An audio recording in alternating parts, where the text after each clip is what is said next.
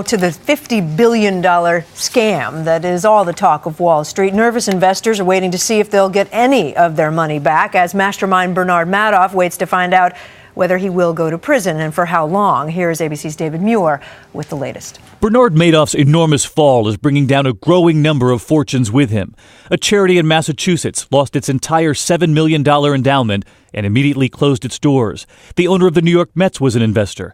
Yeshiva University in New York is trying to figure out how much of its endowment was tied to Madoff. He was their treasurer.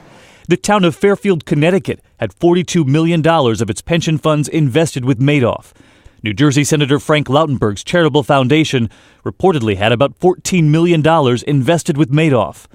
And then there are the retirees who built their life savings with him. They trusted him even as others were trying to sound the alarm. The SEC had reportedly been asked about Madoff. Barron's newspaper raised questions in 2001, and many firms warned investors to stay away from Madoff. What did you tell them? You want to stay a mile away from this thing. There's no smoking gun. We have no proof. But there's enough red flags that a responsible institutional investor should not go anywhere near this. So if you could figure that out, a lot of folks are going to wonder, why weren't the authorities able to figure it out? That's a great question. And it's exactly what angry investors are asking federal authorities now. A Ponzi scheme itself is fairly simple. Abnormally high returns are paid to investors using money paid in by new investors. As the profits continue to go out, even more new investors are enticed in.